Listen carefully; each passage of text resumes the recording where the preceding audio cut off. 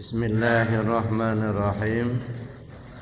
Assalamualaikum warahmatullahi wabarakatuh.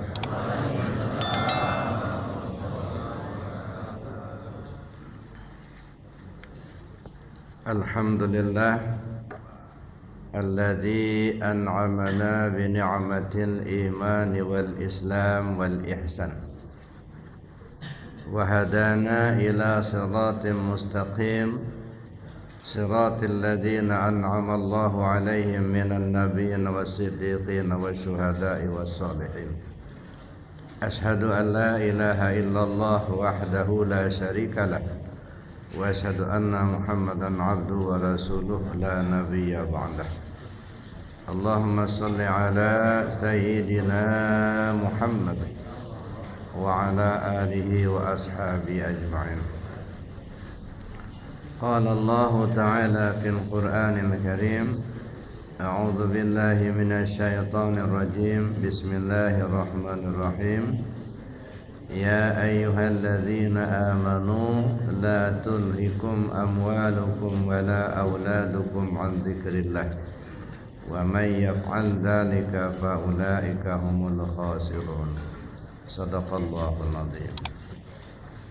Al-Mukarram wal Muhtaram, yang saya hormati dan yang saya cintai, Ketua Umum Warjalimas 38 Bapak Haji Dadang Suwandi beserta Ibu dan jajaran pengurus Warjalimas 38 yang saya hormati, dan juga yang saya hormati pengurus Masjid Nur Said serta bapak-bapak para pinasepuh, Bapak Ibu, para jamaah rahimakumullah. Alhamdulillah, bersyukur kita kepada Allah Subhanahu wa taala. Di pagi hari ini Allah takdirkan kita dapat bersama-sama melaksanakan salat subuh berjamaah. Mudah-mudahan amal ibadah kita mendapatkan ridha dari Allah Subhanahu wa taala. Amin Allahumma.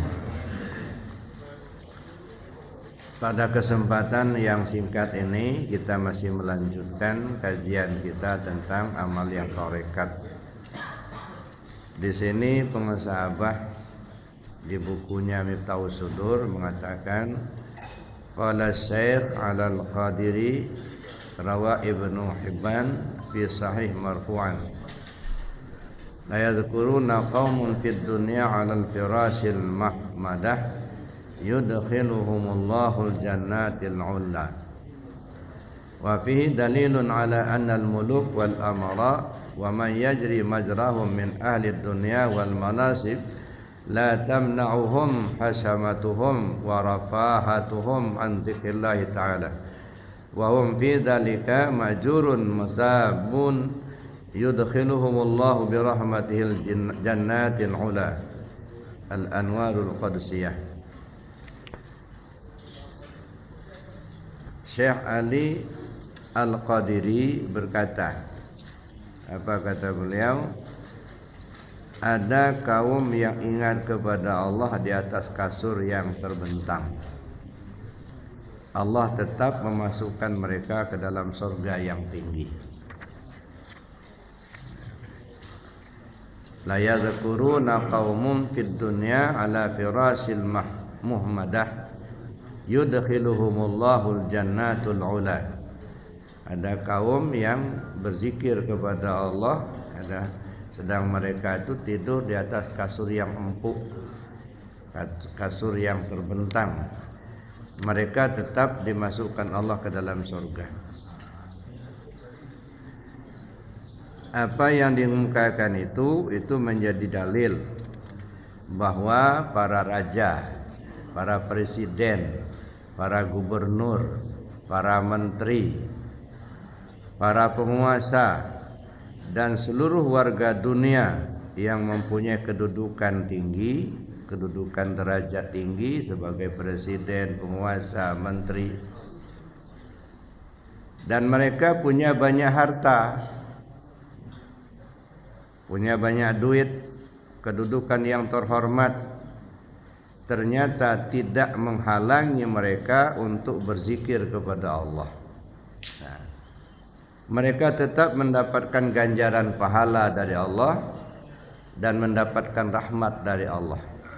Allah akan memasukkan mereka ke dalam surga yang tinggi. Jadi Bapak Ibu yang saya hormati, ini menjadi dalil ya. Ternyata zikir kepada Allah atau mengingat Allah itu bukan hanya oleh golongan tertentu saja ya. Bukan hanya orang-orang yang lemah, orang-orang yang miskin, orang-orang yang gak punya duit, atau orang-orang frustasi. Enggak Pak ya. Zikir kepada Allah, mengingat Allah itu kebutuhan semua orang. Apakah dia orang kaya, orang miskin, pejabat, atau rakyat jelata, ya semua orang butuh zikir. Nah di sini pengasabah mengungkapkan la yadhkuruna qaumun fid dunya 'alal firasil muhmadah yudkhiluhumullahul jannatul ula. Ada kaum yang mengingat Allah tidur di kasur yang empuk. Artinya orang kaya Pak. Kalau orang miskin kan di selai tikar aja. Nah, ini enggak. Ini kasur yang empuk. Artinya kekayaan, jabatan itu tidak menghalangi untuk berzikir kepada Allah. Itu satu yang perlu kita ingat, kita pahami bahwa berzikir itu kebutuhan semua orang. Maka sering saya katakan zikir itu bukan kewajiban ya. Sama dengan makan itu bukan kewajiban tapi kebutuhan. Bedanya kalau makan nasi itu kebutuhan tubuh, sedangkan zikir itu kebutuhan ruh. Nah, jangankan kita manusia Pak ya, cacing aja yang lemah itu zikir kepada Allah. Kalau dia enggak zikir, enggak bisa menembus tanah yang keras kan? Jangankan cacing, binatang, tumbuh-tumbuhan berzikir, yusabbihu lahu ma fis samawati wal ard. Semua isi langit dan bumi bertasbih kepada Allah. Ini yang saya alami beberapa waktu yang lalu Bapak Ibu. Saya bawa jamaah ziarah ke Krui. Ya, ziarah ke Syekh Aminullah di Pugung. Nah kemudian ziarah ke Pagar Mangunang ya, puyang saya di kampung. Itu kami sedang berzikir di Syekh Aminullah. Ada kejadian aneh, menurut saya aneh. Angin bertiup ke arah depan, harusnya semua daun-daun pohon itu mengarah ke sana. Tapi ada dua pohon, angin bertiup ke sana, tapi mereka bergesek berdua saja, berdua. Itu satu keanehan. Yang kedua kami zikir ziarah di Pagar Mangunang di Kampung Waisin di Hanuan. Sepanjang-panjang kami zikir di makam itu ada satu helai daun yang terus bergerak begini. Nah, begitu kita selesai zikir, berhenti pula dia. Saya kan mengimami zikir, jadi saya nggak ngelihat. Setelah selesai zikir, ada jamaah yang ngomong ke saya, Buya katanya kita zikir tadi ada daun yang ikut zikir katanya. Posisinya sudah nggak ada zikir, nggak ada bergerak. Saya lihat mana daun yang zikir itu sebarang. Gitu. Begitu saya ngomong mana daun yang zikir, langsung bergerak lagi dia. Ya, berat terus berzikir. Sudah saya bilang. Ya, sudah. Akhirnya berhenti. Nah, saya bilang inilah salah satu bukti. Jangankan kita manusia, dedaun pun berzikir kepada Allah. Sementara angin tak berhembus. Semua daun-daun tenang semua. Enggak ada yang bergerak satupun kecuali yang satu ini. Ini terus. Masih ada videonya sampai sekarang. Kita kita videokan. Jadi itu Bapak Ibu yang saya hormati, zikir itu kebutuhan semua orang. Ya. Baikkah dia penguasa, apakah dia orang kaya, orang miskin, rakyat jelata, semua. Ya. Kenapa kita butuh zikir? Pertanyaannya, kenapa kita harus berzikir? Kita butuh zikir. Ya.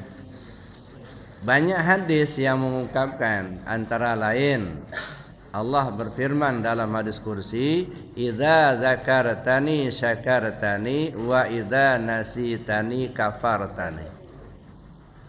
Kalau kalian ingat aku, itu tandanya kamu syukur. Tapi kalau kalian lupa aku, tandanya kalian kufur. Kalau ingat Allah tanda syukur, kalau lupa sama Allah tanda kufur. Itu aja satu ya. Jadi kalau kita ingat Allah tanda syukur. Tidak ingat Allah kufur. Kita ambil contoh. Ini air. Ya. Sedunia ini tak ada orang yang bisa bikin air. Ya. Paling-paling ngebor tanah, keluar air, disuling, masuk, dikemas, masuk plastik, ini dijual. Tapi yang bikin air nggak ada. Ini sekarang lagi kemarau, kewalahan kita. Nggak ada yang bisa nurunkan hujan. Ada. Iya, cuman Allah yang bisa bikin air. Air ini sejak dari semula dijadikan Allah sampai sekarang, dia tidak pernah berkurang dan tidak pernah berlebih. Ya, dia tetap. Mungkin di daerah kita ini berkurang, tapi dia pergi ke daerah lain. Dan air ini tidak pernah terkontaminasi dengan kotoran. Kalaupun dia tercampur kotoran, hanya kotoran itulah yang kotor. Nanti airnya menguap. Berangkat dia, bersih lagi, kotoran tinggal. Nah, beda dengan kita ini. Ya, megang duit dikit aja udah terkontaminasi sama duitnya, nggak mau zikir lagi ya. Nah, ya. Kalau air enggak terkontaminasi. Biar sebanyak apapun kotoran yang masuk ke air, yang air tetap bersih. Yang kotor itu ya kotoran, katanya. Nanti airnya menguap, bersih lagi. Nah, ini air, gitu ya. Dan ini kebutuhan kita. Ya, siapapun butuh air. Sampai-sampai ada istilahnya apa? Air kehidupan katanya. Ya. Air kehidupan. Artinya apa? Dengan air semua manusia butuh. Ya. Kita haus, nah, silakan minum, Pak. Apa-apa. Ya. Saya nggak tahu ini airnya bisa diminum apa tidak nih. Bisa ya? Coba kita cek dulu lah.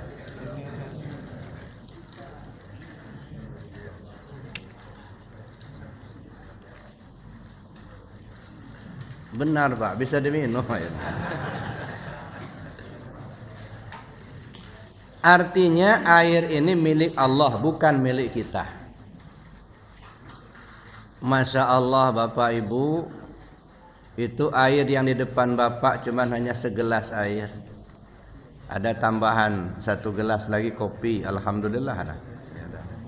Ada kelebihan itu ya.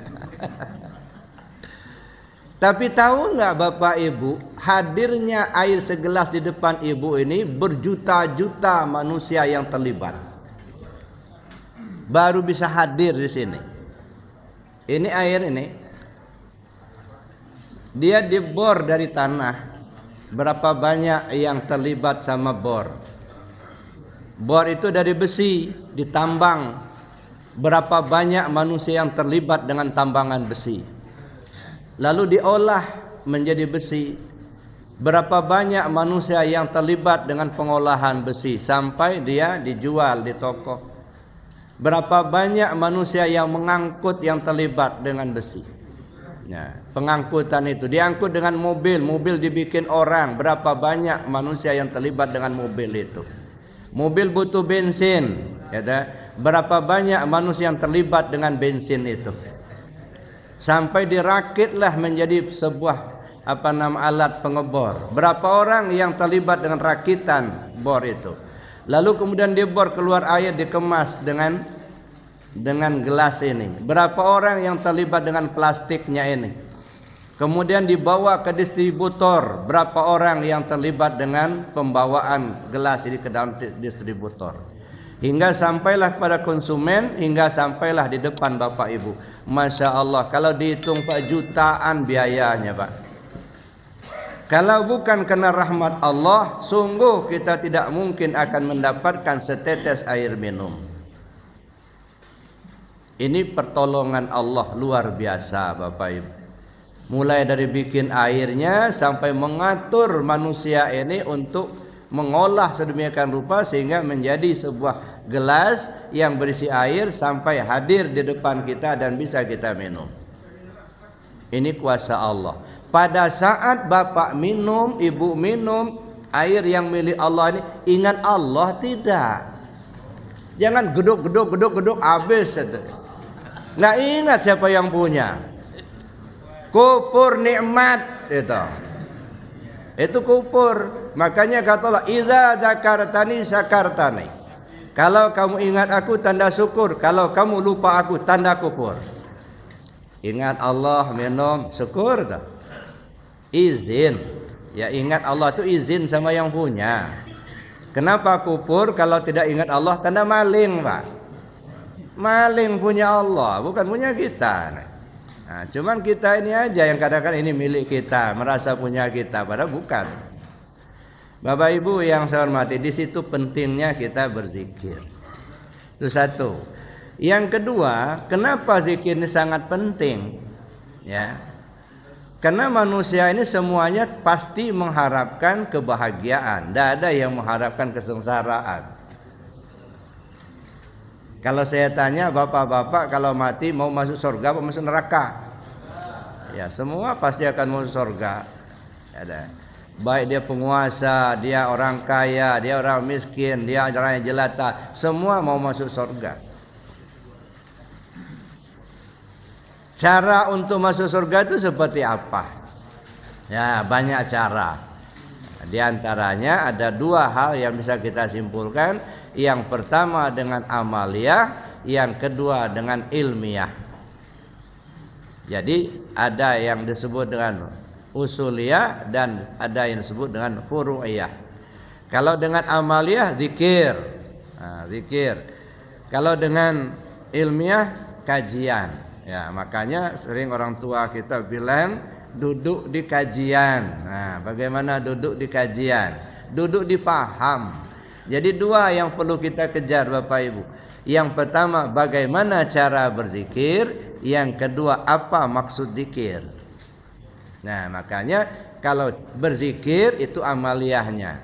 Dan kita butuh apa yang perlu kita biasakan dalam berzikir, ya kita persiapkan untuk menghadapi pintu kematian. Ya. Ada 3 alat, ya. Paling tidak 3 alat yang perlu kita latih supaya bisa menghadapi pintu kematian itu. Ya, sebab kematian itu tuh penentu Pak. Biarlah jadi presiden, jadi gubernur, jadi penguasa, jadi pengusaha, duit banyak, harta banyak, tapi kalau matinya su'ul khatimah itu tidak sukses hidupnya. Jadi orang yang sukses hidup itu bukan banyak duit. Orang yang sukses hidup itu bukan jadi pejabat. Orang yang sukses hidupnya kalau dia mati husnul khatimah. Ada ya. Kalau husnul khatimah dia disiapkan untuk masuk surga. Ya, Bapak Ibu yang saya hormati. Untuk mendapatkan itu 3 alat yang biasa digunakan oleh orang yang akan mati. Yang pertama lisan, yang kedua hati, yang ketiga nafas. Nah 3 ini.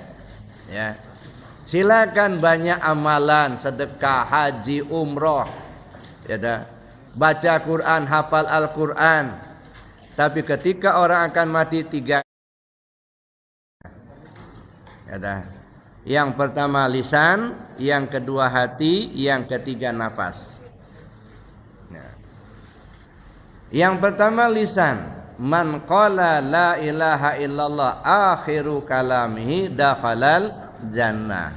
Siapa orang yang akhir kalamnya la ilaha illallah, dia masuk surga. Ya. Untuk bisa akhir kalamnya dengan kalimah la ilaha illallah itu, Rasul memberi isyarat, matan nas bima ya'isubi. Manusia itu mati sesuai kebiasaan.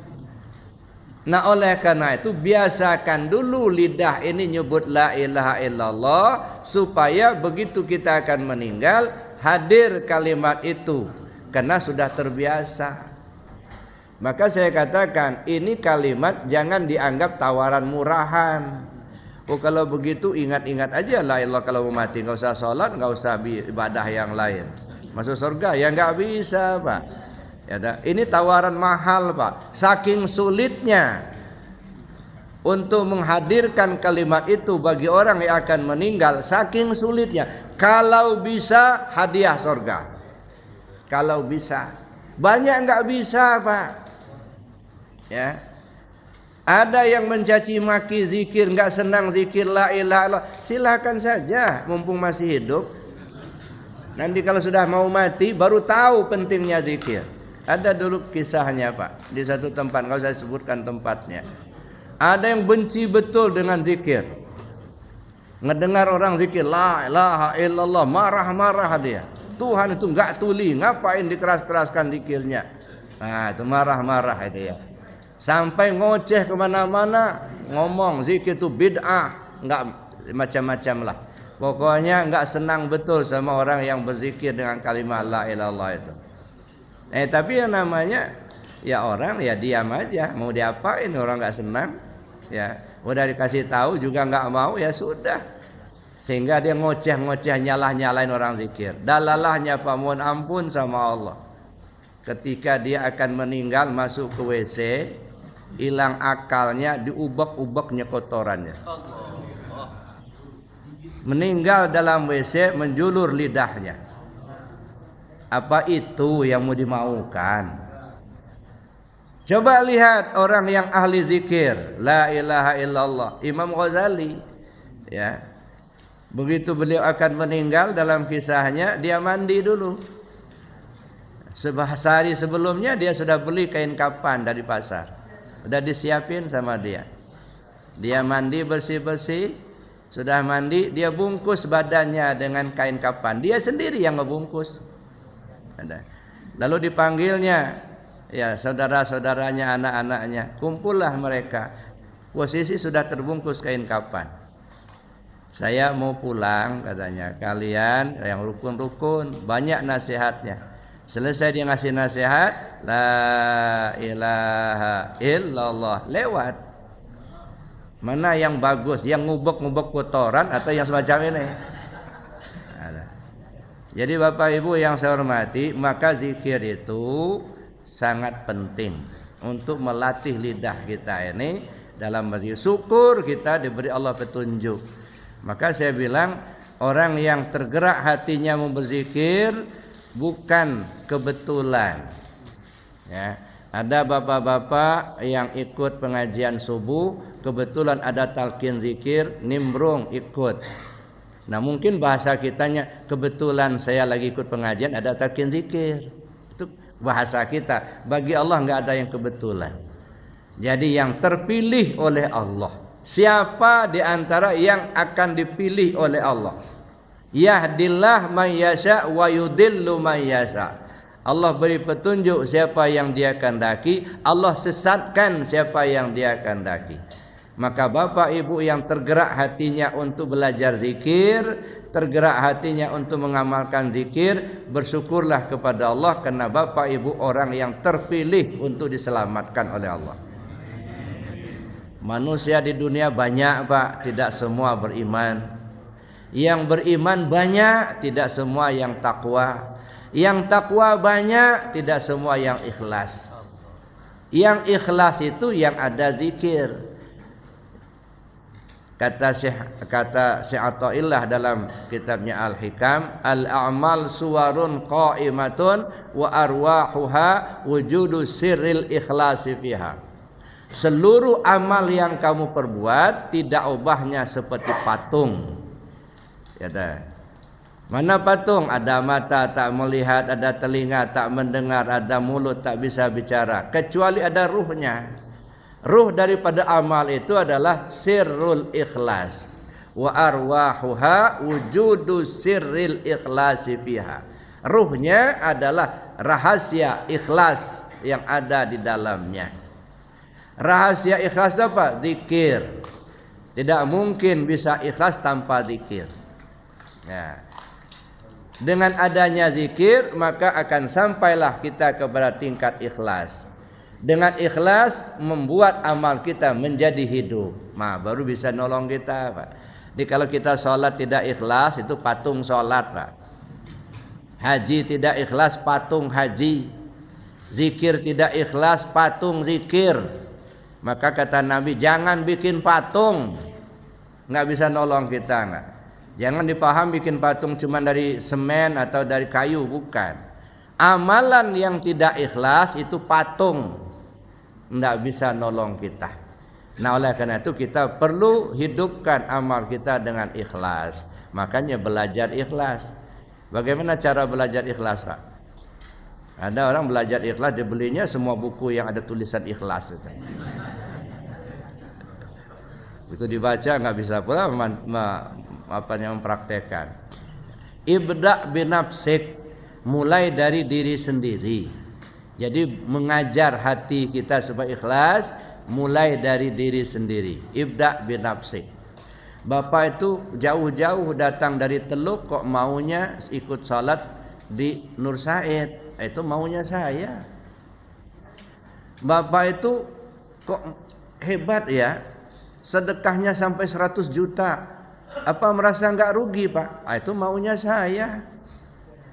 Bapak itu sudah kerja di siang hari sampai dari pagi sampai sore, kok malamnya bertanggang sholat tahajud. Itu maunya saya. Nah, jadi melatih kita untuk ikhlas, kemauan sendiri, maunya saya.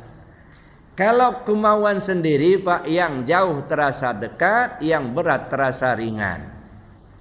Tapi kalau bukan kemauan sendiri, ya dah, hanya diajak teman. Saya sebenarnya nggak mau lah zikir, tapi nggak enak sama Pak Ketua. Udah itu, Pak Ketua nggak datang, dia nggak datang pula itu.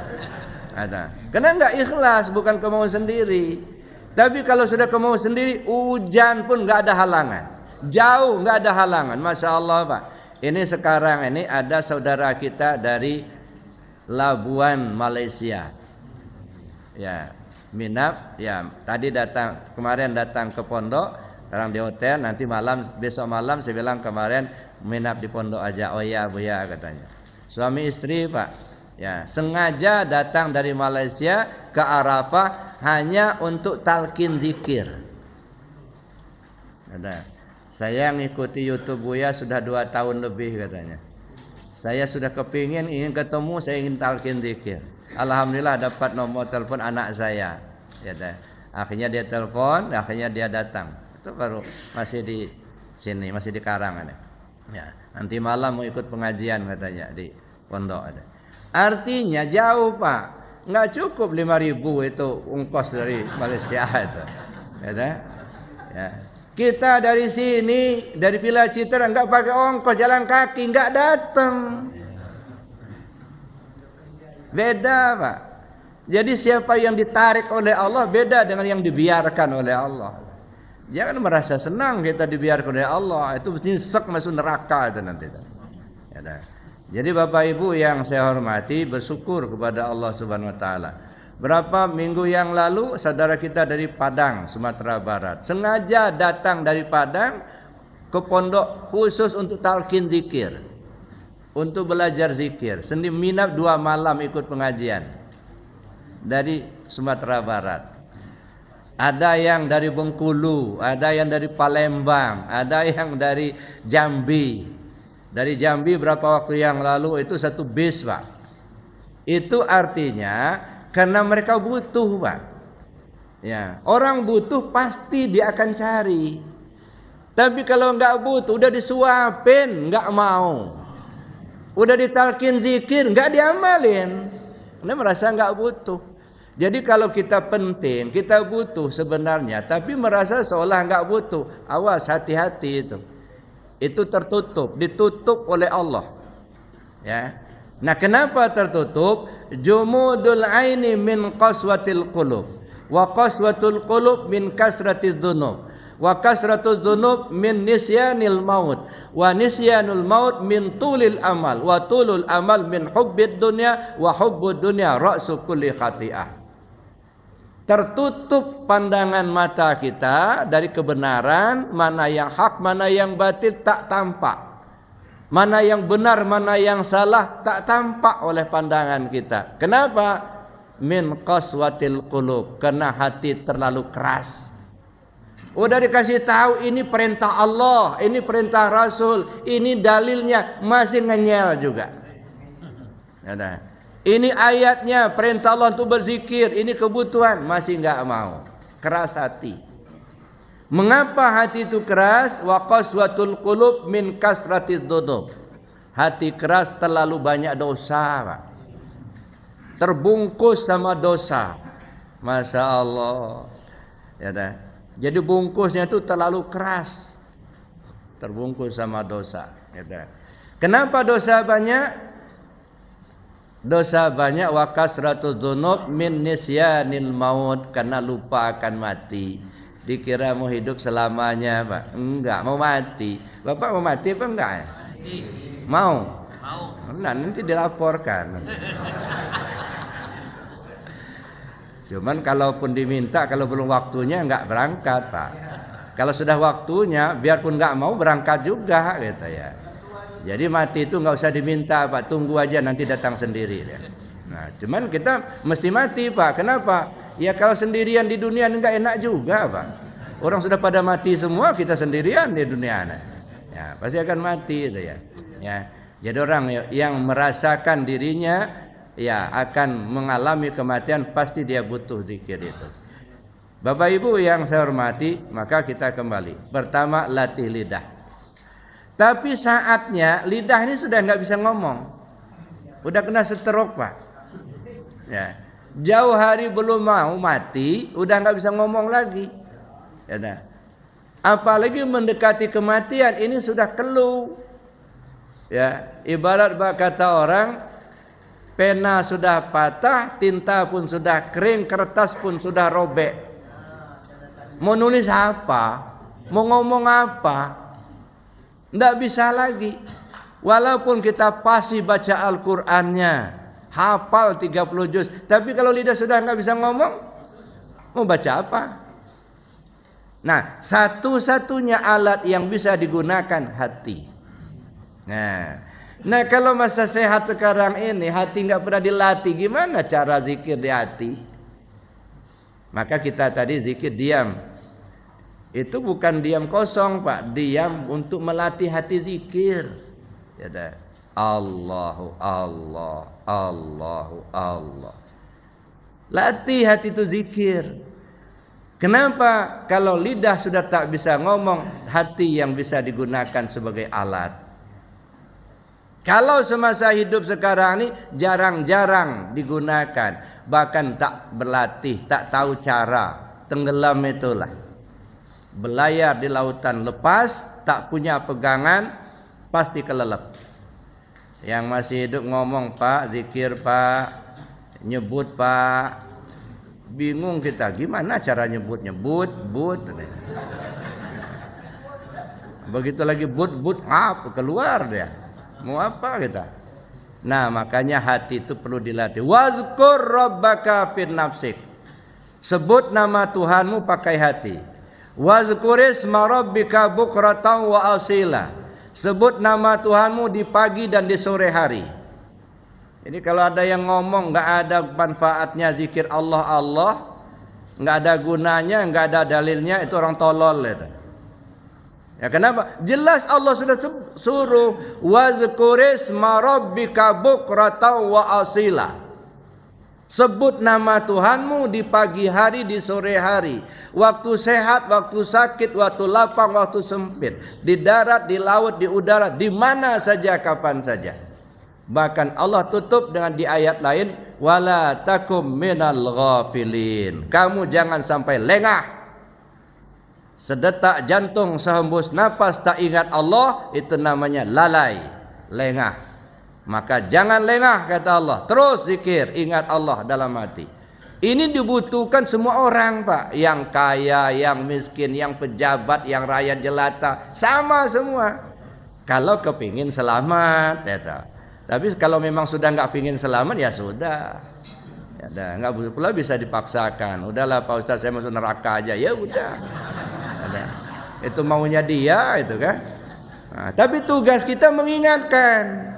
Ya, siapa saja yang pejabatnya, yang presiden, yang gubernur, yang menteri butuh zikir.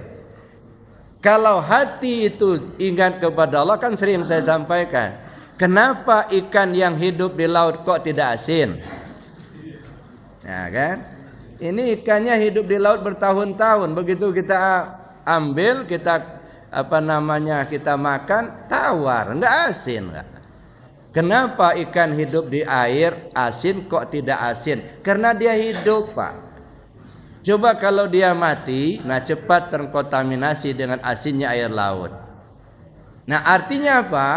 Kalau hati kita hidup dengan zikir kepada Allah, insya Allah kita selamat Pak. Tidak terkontaminasi dengan hiruk pikuk dunia ini. Silakan Anda jadi pejabat yang ingat hati kepada Allah, insya Allah selamat, tidak akan jadi koruptor. Insya Allah selamat, tidak akan pernah pakai baju oranye. Kenapa? Hati ingat ke Allah. Anda jadi orang kaya banyak duit, silakan. Kalau hati ingat pada Allah, insya Allah akan terarah Pak. Coba kalau hati nggak ingat kepada Allah, mumpung ada duit, narkoba dibelinya. Mumpung ada duit, judi dikerjakannya. Nah oleh karena itu, ingat hati kepada Allah itu merupakan kunci keselamatan. Nah oleh karena itu jangan pernah kita mengabaikan zikir ini Pak. Nah zikir itu perintah Allah. Wazkur rabbaka fin nafsik, sebut nama Tuhanmu pakai hatimu, tadarruan wa khifatan, dengan rasa rendah diri, rasa takut kepada Allah, wa dunal jari minal qaul bil ghudwi wal asal. Ya baik di pagi hari, di sore hari, sehat, sakit, lapang, sempit, di mana saja, kapan saja, wala takum minal ghafilin. Ya, kamu jangan sampai lalai. Nah, jadi Bapak Ibu, kalau dipandang dari kajian tarekatnya, kenapa ikan hidup di air asin kok tidak asin? Karena dia hidup. Artinya apa? Kalau hati kita hidup dengan zikir kepada Allah, insya Allah tidak akan terkontaminasi dengan kejahatan dunia ini. Insya Allah kita selamat. Satu. Tapi sebaliknya, kenapa ikan yang sudah mati kok asin? Nah mungkin kalau tarekatnya karena dia tidak ingat kepada Allah. Bisa jadi. Tapi pandangan ma'rifatnya gimana? Mengapa ikan yang sudah mati kok bisa asin? Kok masih hidup kok nggak bisa asin? Nah, ini kaji ma'rifatnya, Pak. Ya. Artinya ikan itu mati dulu baru bisa asinnya masuk, Pak. Kalau dia masih hidup, asin nggak bisa masuk. Maka mati dulu ikannya, barulah asin bisa masuk. Apa maksudnya? Bapak-bapak, ibu-ibu kita semua, matikan dulu diri bapak ibu, baru terasa adanya Allah. Kalau belum dimatikan akuan kita, nggak akan terasa adanya Allah, Pak. Aku yang hidup, aku yang kuat, aku yang berilmu, aku yang melihat, aku itu penutup. Merasakan bapak itu masih ada, maka Allah tidak akan terlihat oleh Bapa. Coba matikan semua, hilangkan semua, barulah asinnya bisa masuk. Barulah kita bisa mengenal adanya Allah. Makanya kata Nabi, mutu qabla antamutu. Matikan dirimu sebelum kau mati. Jadi yang dimatikan itu yang mana? Bukan tubuh, Pak. Jangan pula nanti kata Pak Ustadz, matikan dulu diri sebelum mati. Ambil tali gantung leher. Nggak jadi, Pak. Akuan kita itu yang mau dimatikan itu. Ngaku-ngaku kita yang berilmu, kita yang kuasa, kita yang melihat, kita yang mendengar. Itu akuan-akuan itu hilangkan dulu. Barulah terlihat adanya Allah. Itulah filsafatnya kenapa asin bisa masuk ke ikan yang sudah mati. Ya, kalau dia masih hidup nggak bisa masuk asinnya. Nah artinya kalau kita sudah matikan keakuan kita, barulah Allah akan terlihat oleh kita. Selagi masih kita akui adanya kita, maka Allah tidak akan terlihat oleh kita. Nah, makanya ada istilah tasawuf itu, ya, pandanglah dirimu sampai tak terlihat lagi adanya dirimu. Nah, jadi Bapak Ibu itu pandangan ma'rifat. Maka perlu kita kaji, syariatnya dikaji, tarekatnya dikaji, hakikatnya dikaji, dan ma'rifatnya dikaji. Jangan muter-muter di syariat melulu. Ini ngajinya pahala, surga, neraka gitu. Pening kita dibuatnya itu. Dikit-dikit pahala, dikit-dikit pahala, dikit-dikit surga, dikit-dikit bidadari gitu. Makanya saya bilang, sudahlah Pak, kita sudah tua-tua begini, singkirkan dululah pikiran kita di pahala-pahala itu. Ya, nggak usah dipikirin. Kenapa nggak usah dipikirin? Karena itu otomatis. Fama ya'mal misqala dzarratin khairan yarah wa may ya'mal misqala dzarratin syarran yarah. Asal berbuat baik dikasih pahala, asal berbuat jahat dikasih dosa. Maka nggak perlu diminta dan tidak usah dihitung-hitung Pak. Ya, udah berapa karung pahalanya? Ya, kayaknya sudah masuk surga benar ini, belum tentu Pak. Ya, yang perlu kita pikirkan bagaimana cara berbuat baik sebanyak-banyaknya, itu aja. Mau dikasih pahala mau enggak terserah. Ya, nah nggak usah kita pikirkan mau masuk surga mau masuk neraka, nggak usah. Kenapa? Itu pemberian Allah, ketentuan Allah. Nah, siapa orang yang akan masuk surga, siapa orang masuk neraka, Allah sudah tunjukkan dari sekarang. Ya, walaupun sebenarnya Allah Maha Kuasa, yang belum tentu orang baik sekarang dia akan masuk surga, belum tentu Pak. Ya, orang jahat sekarang dia masuk neraka, belum tentu juga. Karena penentuannya pada saat dia meninggal itu.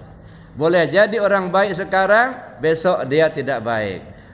Boleh jadi orang tidak baik sekarang, besok diberi Allah petunjuk dia jadi orang baik. Jadi jangan pernah merasa lebih baik dari orang lain. Ya, kenapa? Karena Allah Maha Kuasa Pak menentukan nasib manusia ini. Bapak Ibu yang saya hormati, itu yang kedua tadi, hati dilatih dengan zikir. Nah, yang ketiga, nah, dari ayat tadi, wazkur rabbaka fin nafsik tadarruan wa khifatan. Tadarru khifah. Tadarru itu rendah, khifah ringan, naik, turun naik. Apa itu yang turun naik? Nafas. Kata ya. Turun naik nafas kita ini. Itu ada zikirnya. Itu bukan gratis Pak, turun naik nafas itu. Itu harus dibayar dengan ingat kepada Allah. Makanya kalau ingat tanda izin, enggak ingat tanda maling. Maling nafas, maling angin. Jadi Bapak Ibu yang saya hormati, itu makanya tiga itu. Pertama zikir dengan lisan, yang kedua zikir dengan hati, yang ketiga zikir dengan nafas. Itu ya. Pengalaman saya, ya nggak usah sebutkan orangnya siapa dan di mana, tidak perlu. Karena kita bukan ingin riba, untuk jadi pelajaran saja. Jadi dulu berapa waktu yang lalu, ya, saya diminta oleh salah satu keluarga, ya, kebetulan ada anggota keluarga yang sakit. Ya, yang sedang diapnom di rumah sakit, bahkan masuk ICU. Jadi saya ditelepon waktu itu, tolong datang ke rumah sakit. Saya datanglah, ketemu keluarga. Begitu saya sampai, datanglah perawat. Ya, ada keluarga si pasien nggak? Ada, kata keluarganya. Tolong salah seorang diantaranya masuk ke dalam karena bapak sudah kritis. Nah, akhirnya keluarga mempersilahkan saya masuk. Tolong Buya, akhirnya Buya yang ke dalam. Ya udah, saya bilang. Nah, begitu saya mau masuk, ya karena memang ada peraturan. Mau masuk itu harus memakai pakaian kebesaran dulu. Pakaian longgar. Kan kebesaran. Nah, begitu saya masuk di ruangan itu, beliau sudah terengah-engah. Saya lihat sudah miring kiri, miring kanan. Oleh perawat saya dikasih bangku, duduklah saya di dekat kepalanya. Saya lihat begini, memang sudah waktunya. Ya, miring kiri, miring kanan. Saya perhatikan padang mahsyarnya sudah gempa. Angin ribut sudah datang. Mana padang mahsyar? Istilah orang kalau padang mahsyar sudah gempa, angin ribut sudah datang, alamat kiamat terjadi.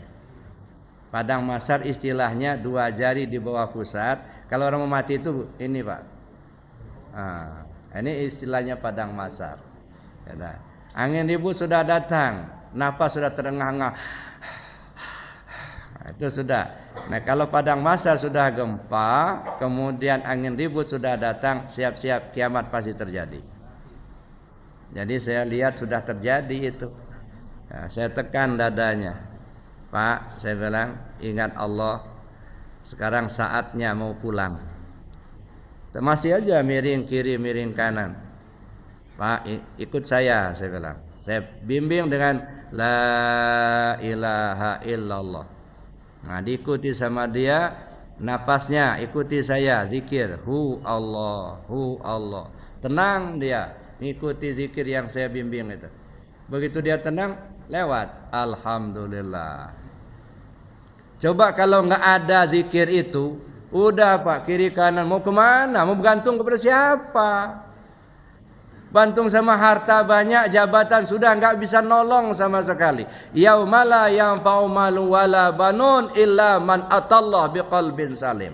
Ingat pada satu saat nanti, hartamu, anakmu, istrimu tidak bisa nolong sama sekali. Yang selamat hanyalah yang datang menghadap Allah dengan hati yang bersih. Bersih dari selain Allah. Maka latih hati itu selalu ingat ke Allah supaya tersingkir selain daripada Allah. Silakan punya harta yang banyak, tapi cukup digenggam dengan tangan saja Pak, jangan masuk hati. Kalau masuk hati itu kedalaman, terlalu kuat nanti. Cukup digenggam sama tangan aja, gampang kita melepaskan. Kasihkan ke sana, kasihkan ke sini. Karena masih digenggam di tangan. Coba kalau sudah masuk hati, waduh, nggak bisa lepas lagi nanti Pak. Ya, jadi oleh karena itu Bapak Ibu yang saya hormati, 3 zikir ini saya sarankan supaya dibiasakan.